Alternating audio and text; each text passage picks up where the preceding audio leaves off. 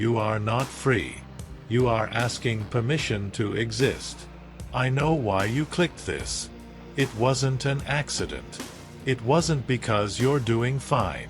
You clicked because there's an exhaustion inside you that has no name. Not physical tiredness. That feeling of being permanently switched on, always monitoring, always calculating how you're being perceived. You wake up and the first thing you do is check your phone. Not for news. For the knot in your stomach. To see if someone reacted, replied, approved. And when they didn't, you feel that familiar weight. That micro-collapse you've normalized so completely you don't even notice it anymore. You walk into a room and you're already working. Not the work of being present, the work of managing impressions. You calibrate what you say. You moderate your intensity. You smile at the right moment. You agree when you don't agree. You make yourself smaller to fit the space others left for you. And you know what's most cruel? You've already tried to stop. You've read about detachment, watched videos about self-worth, maybe tried meditation, affirmations. Put yourself first. You know the speech by heart, and yet, at the first real situation, the first criticism from your boss, the first message left on read, the first look that never came, you went right back to the same place. Checking, waiting, needing. Why can't you, someone intelligent enough to be here, simply stop caring what people think? While some men build in silence, you're burning mental energy on people who won't even remember your name in 10 years. You're paying an enormous price, in focus, in peace, in time, to maintain the opinion of someone who doesn't deserve a single second of your thought. And it's not weakness. It's not lack of discipline. It's that nobody ever taught you the truth about how approval actually works. They sold you a lie from the beginning, and that lie is destroying you in slow motion. They sold you a lie. They told you the solution is self-esteem, that you need to love yourself more, that with time and self-knowledge, you'll stop caring what people think, that it's a matter of therapy, of process, of gradual growth. That's a lie. This is not an emotional problem. It's a power problem. You're not anxious because you're insecure. You're anxious because you're distributing your attention to people who don't deserve it. You're spending the most valuable resource that exists, your consciousness, on people who wouldn't pay 5 minutes of their time for you. The problem isn't that you care. It's that you don't know what to care about. Michel de Montaigne discovered this in 1571. Not in a coaching book. Not at a spiritual retreat. He discovered it after having everything: money, prestige, political power, and realizing his life didn't belong to him. It belonged to everyone except him. So he did something that sounds simple and is radical. He withdrew. Not from the world. From the slavery to the world. He built what he called the arrière boutique, the back room of the shop. An impenetrable mental space where no opinion, no expectation, no social pressure could enter. From there, he still operated in the world, paid taxes, governed a city, had a family. But the world no longer owned him. Pascal, who read Montaigne, arrived at the same conclusion. All of humanity's problems stem from the inability to sit quietly alone in a room. Not because silence is the answer, but because whoever can't endure silence depends on noise to exist. And whoever depends on noise can be controlled. In this video, I'm going to show you the 6 phases of the philosophy of who cares, the technology of strategic indifference that Montaigne developed, and that remains, to this day, the most effective system of psychological sovereignty that exists. You're going to learn to build your back room, the internal space no one invades. You're going to understand the backwards law, why the more you want approval, the more you repel it, and how to reverse that. You're going to master the difference between the mask and the face. You'll discover why "I don't know" is the most powerful sentence in a negotiation, a conflict, an identity crisis. You'll learn why solitude isn't isolation, it's fuel. and you'll confront the one truth that liberates from everything. You are going to die. And that is the best news you'll hear today. But I need to warn you before we continue. This is not self-help. Self-help adds things. Habits, routines, affirmations. This video removes. It removes the need for approval. Removes the illusion of control. Removes the identity you've glued to your social roles. This will hurt at certain moments, because some truths here will contradict the version of yourself you've been building for years. This is not for everyone. Most people will prefer to keep managing impressions because it's more comfortable than facing the freedom that comes from real detachment. If you're willing to pay that price, take a breath.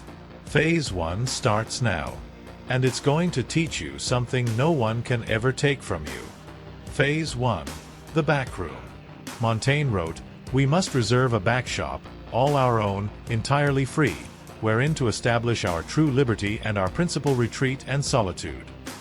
He wasn't talking about a physical room. He was talking about mental architecture. The average man doesn't have this space.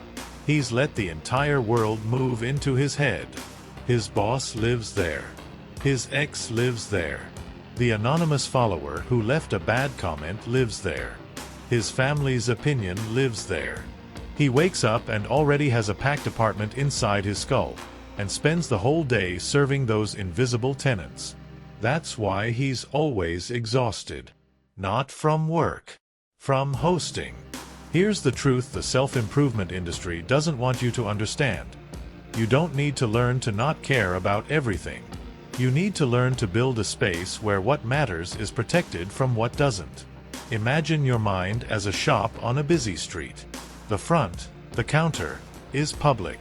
Customers come in. They ask questions. They make a mess. That's inevitable. You still have to operate in the world. But behind the counter there's a room. With a door. With a lock. No one enters without your invitation. Not your boss. Not your inner critic. Not the fear of someone else's judgment. In there, you are not a father, not an employee, not a follower, not a failure. You are just you. And that you doesn't need anyone's approval. When someone insults you, they're shouting at the counter. When a project fails, it fails in the shop. None of that enters the room. Stop living entirely at the counter. Start building the room. This isn't meditation. This isn't emotional distance. This is sovereignty. This is the difference between belonging to yourself and being someone else's property. If you're ready to build that room, comment below, back room. Phase 2. The backwards law. Alan Watts wrote, "The desire for a positive experience is itself a negative experience." Montaigne arrived at the same conclusion 300 years earlier, without needing a book of Eastern philosophy. The average man spends his life doing one thing, trying to be seen a certain way. He calibrates what he posts, monitors how he speaks, adjusts his personality depending on who's in the room. He works harder to impress than to build. He wants to be respected, and so he does exactly everything that destroys respect. Think of the person you respect most in your life.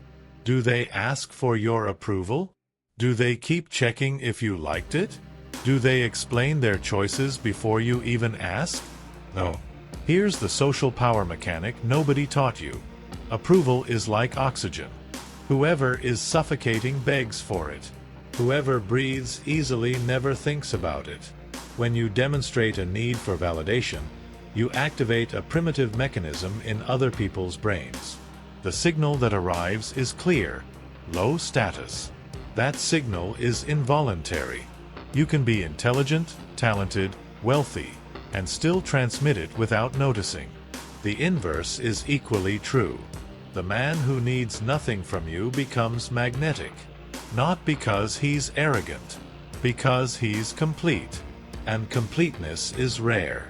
Completeness is powerful. Completeness attracts. The backroom you built in Phase 1 is exactly that, the internal source that eliminates the need to search outside. Now I need you to be honest with me for a second. Think of a situation from last week where you monitored how someone reacted to you. A message you reread before sending. A comment you held back. A version of yourself you presented instead of the real one. You have one. Everyone has one. That's the chain. And you used it yesterday. If that's intense, wait for Phase 3. Phase 3, the mask and the face. Montaigne wrote, "We must lend ourselves to others, but give ourselves only to ourselves." Lend, not give. Most people do the opposite. They give their identity to the position they hold. They give their self-worth to the relationship they're in. They glue their emotional stability to the political position they defend. And when they lose any of those things, the job, the partner, the cause, they don't just lose a part of life. They lose themselves. You are not your job title. You are not your relationship status. You are not the result of your last project. But you believe you are. And that's why every small loss becomes an identity crisis. Think of an actor playing Hamlet. He cries for real, screams for real, feels real rage. The audience believes him because he believes in the role, inside the stage. But when the curtain falls, he wipes off the makeup and goes to dinner. He's not traumatized by Ophelia's death. He knows it's a role. You are traumatized by your own life because you confused the character with the face. The practice is this: wear the role with mastery, but keep the distinction clear in the backroom. Be the dedicated employee. Be the present father.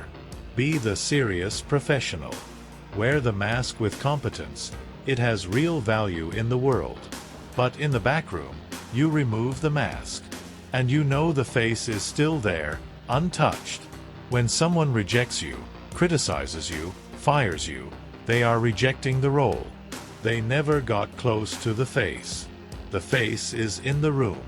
Safe. Think of a role you confused with your identity. Comment below, "I know how to separate the mask from the face," if you're willing to learn. Phase 4. I don't know, the most underestimated weapon of power. Montaigne had engraved on a medal he wore constantly, "Que sais-je? What do I know?" It wasn't a question of insecurity. It was a declaration of invulnerability. Most people are destroying relationships, losing opportunities, and burning brutal energy defending something they barely understand. Opinion about the economy. Political position. Theory about why the project failed. Narrative about who's right in an argument. They're not defending ideas, they're defending the ego attached to those ideas. And when someone contradicts the idea, they contradict the ego. Then it becomes war. Here's what happens in the brain of someone who is 100% certain about everything. Every piece of contradictory evidence is processed as an existential threat. The defense system activates. The person stops listening, stops learning, becomes rigid. And rigidity, as you'll see in Phase 5, breaks. The man who says, "I don't know," has nothing to defend. He can listen. He can change position without feeling shame. He can use his opponent's idea as data. While the other is red-faced defending his ego, you are cold, collecting information. In a negotiation, in a conflict, in a crisis, the most dangerous person in the room is not the one who's most right. It's the one who's least attached to being right. In practice, when someone contradicts you, before responding, try saying internally, "Maybe. Just that." Not agreeing. Not surrendering. Just opening a millimeter of space between you and the position. That millimeter is where real intelligence lives. Now stop. Think of something you defend with great intensity. A belief, a position, a narrative about yourself. Ask yourself, what if you're wrong? Not entirely, just in part. If you felt resistance just now, If the first impulse was no, on this I'm right, then you just found exactly where you still don't have the backroom. You still have the ego on the throne. Phase 5 is going to teach you what it costs not to fix that. Phase 5. The price of freedom. Learning to be your own company. Phase 5. We're almost at the end. And this is the hardest one. Because this one requires you to look inward and answer a question most people never ask honestly. Montaigne wrote that it is necessary to have a soul that can keep itself company. Not as poetic advice. As a fundamental requirement. Pascal added, all of humanity's problems come from the inability to sit quietly alone in a room. Here is the real test of everything you've learned so far. You've built the backroom. You understood that seeking approval repels what you want. You learned to wear the mask without becoming the character. You discovered the power of I don't know. But none of it holds if, when silence arrives, you collapse. Because silence is where the noise stops. And where the noise stops, the thoughts begin. And you are afraid of your own thoughts. So you open your phone. Turn on the podcast. You need noise, stimulation, someone to validate that you exist. That's dependency. And dependency is the root of all vulnerability. The man who can't stand being alone can be controlled with the promise of company. He can be manipulated with the threat of isolation. He can be held hostage in any relationship, good or bad, simply because the emptiness is unbearable. The practice isn't romantic. Sit in silence for 10 minutes today. No phone. No music. No podcast. Let the discomfort rise. Don't run. Just observe. That discomfort you feel is the exact edge of your current freedom. The more you expand that edge, the less the world can hold you hostage. But there's one final layer. The deepest one. The one that anchors everything that came before. If you made it this far, comment, I can sit with silence, even if you can't yet. Especially if you can't yet. Phase 6. Memento Mori. There is a reason you care so much about other people's opinions. A reason you fear rejection, failure, judgment. A reason you scan faces for approval, reread messages before sending, reshape your personality depending on the room. It's biological. It's ancient. It's simple. You are afraid of dying. Not literally, not right now. But your nervous system doesn't distinguish social rejection from physical threat. For your primitive brain, being excluded from the tribe equals death. Being humiliated equals a loss of status that, on the savannah, meant the end. So you spend your entire life managing that phantom threat. Montaigne lost his best friend, his father, his brother, 5 of his children. The plague killed neighbors. Politics killed enemies and allies alike. Death was not a concept for him. It was a roommate. And then one day, he fell from his horse. He lost consciousness. His servants thought he was dead. When he woke up, he didn't feel terror. He felt sweetness, a lightness, as if slipping out of life were natural, simple, without drama. And he realized the suffering wasn't in the dying. It was in the fear of dying. The anticipation was the torture. The event itself was just silence. This changes everything. If you accept that you will die, not as an abstract fact, but as a concrete reality you carry in your pocket every single day, what exactly still has power over you?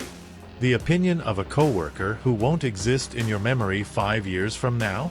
The judgment of someone who has never met your face, only your mask? The fear of failing at a project whose memory will dissolve long before your death? Whoever embraces mortality doesn't become paralyzed. They become urgent. Not the frantic urgency of someone running without direction. The calm urgency of someone who knows the sun is setting and the light is precious. You stop asking permission. Stop managing impressions. Stop wasting the one resource that doesn't renew itself, your conscious time, on people who don't deserve a single second of it. The back room becomes permanent. The mask becomes light. I don't know becomes natural. The silence becomes bearable. Everything clicks into place.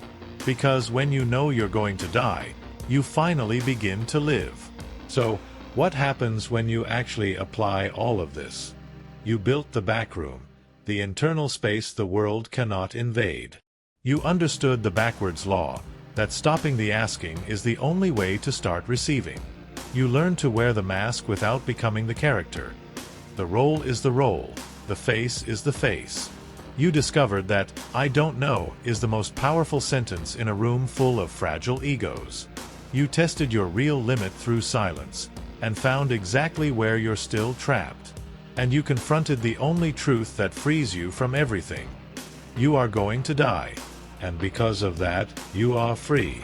The world is getting louder, more dependent, more anxious about the opinion of strangers, more enslaved to digital validation, more empty the more it connects. That's not a tragedy.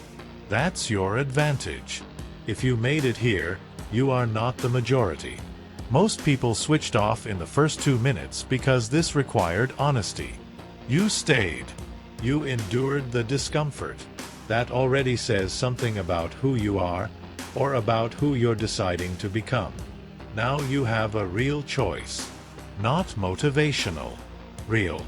You can go back to the front counter. Keep managing impressions, waiting for approval, gluing your identity to roles that can be taken from you at any moment.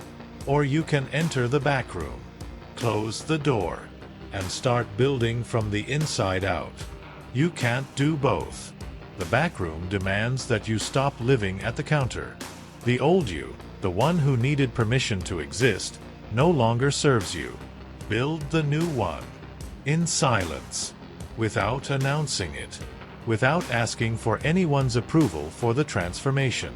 If you're going to apply anything from this video, comment below, backroom. Not for me.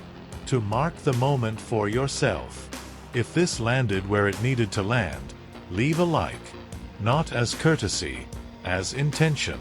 If you want to keep going deeper into the philosophy of power and psychological sovereignty, subscribe. There's a lot more coming. And in the next video, I'm going to show you why the most powerful people you know are using a technique Machiavelli called virtù. And it has very little to do with virtue.